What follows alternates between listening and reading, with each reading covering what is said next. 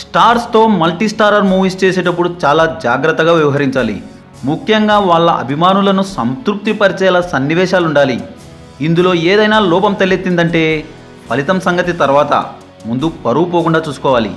అయితే ఒకప్పటి దర్శకుడు శరత్ ఈ రేంజ్ సాహసం చేశారు. ఒకరు కాదు, ఇద్దరు కాదు, ఏకంగా 3 కృష్ణులతో ఓ బడా మల్టీ స్టారర్ మూవీ చేశారు. అదే సుల్తాన్ మూవీ. బాలకృష్ణతో పెద్దన్నయ్య, వంశానికి ఒకడు వంటి బ్లాక్ బస్టర్స్ అందించిన ఆయన సుల్తాన్ అనే భారీ బడ్జెట్ సినిమా చేస్తున్నారు. అది కూడా super star Krishna, rebel star Krishnam Raju వంటి బడా హీరోలతో చేస్తున్న మల్టీ స్టారర్ అంటే అప్పట్లో అది బాహుబలి రేంజ్ అటెంప్ట్ అంటే చెప్పాలి. అందుకే పీబీఆర్ ఆర్ట్ ప్రొడక్షన్స్ బ్యానర్ అధినేత ఎంఆర్వి ప్రసాద్ ముందుకొచ్చారు. ఈయన బాలయ్య తోడల్లుడు. అంతేకాదు ఈ సినిమాకి కథ కూడా అందించింది ఆయనే కావడం మరో విశేషం.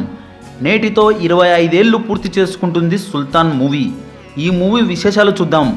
1999 సంక్రాంతికి బాలకృష్ణ హీరోగా వచ్చిన సమరసింహారెడ్డి ఇండస్ట్రీట్ అయింది.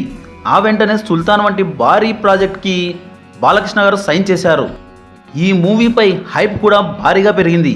కృష్ణ, కృష్ణంరాజులు ఆ టైంలో కూడా వేరే సినిమాల్లో నటిస్తూ బిజీగా గడుపుతున్నారు. వాళ్ళ డేట్స్కి తగ్గట్టు సుల్తాన్ ప్రీ ప్రొడక్షన్ పనులు మొదలుపెట్టారు. బాలగోపాలుడు సినిమాని కూడా ఎంఆర్వి ప్రసాద్ గారే నిర్మించారు. దర్శకుడు శరత్ ముందుగా సుల్తాన్ కోసం అనుకున్న కథ ఒకటి, కానీ ఎప్పుడైతే కృష్ణ, కృష్ణంరాజు వంటి బడా స్టార్లు ఈ ప్రాజెక్టులో భాగమయ్యారో అప్పుడు పరుచూరి బ్రదర్స్ ఎంట్రీ ఇచ్చి పలు మార్పులు చేశారు. Super star Krishna powerful police ఆఫీసర్గా, కృష్ణంరాజు సిబిఐ ఆఫీసర్గా, ఇక బాలయ్య డబుల్ రోల్ చేయడం జరిగింది. విలన్ రోల్లో కూడా ఆయనే కనిపించారు. విలన్ రోల్ కోసం బాలయ్య 11 రకాల వేషాలు వేయడం జరిగింది. ఈ మూవీ షూటింగ్ అండమాన్ ఐలాండ్స్లో జరిగింది. బాలకృష్ణ, కృష్ణ, కృష్ణంరాజు వాళ్ళ ఫ్యామిలీలతో కలిసి వెళ్ళారట. ఈ లొకేషన్లో తీసిన దేశభక్తి గీతం సూపర్గా ఉంటుంది. విజయ నిర్మల గారు సెట్లో అందరికీ వండి పెట్టేవారట. షూటింగ్ స్పాట్లో బాలయ్య ఫిషింగ్ చేసి చేపలని తీసుకొస్తే వాటిని పులుసు పెట్టి వండేవారు విజయ నిర్మల గారు. 1999 మే 27న ఈ సినిమాని గ్రాండ్గా రిలీజ్ చేశారు. బాలకృష్ణ నటన బాగున్నప్పటికీ నెగటివ్ రోల్ ఫ్యాన్స్కి రుచించలేదు. కోటి అందించిన సాంగ్స్ మాత్రం అదిరిపోయాయి. ఈ సినిమాకి బాలయ్య కూడా కొంత డబ్బు ఖర్చు చేశారట. సుల్తాన్ మూవీ కోసం 2 క్లైమాక్స్లు షూట్ చేశారు. ఒక క్లైమాక్స్లో కృష్ణ పాత్ర చనిపోతుంది.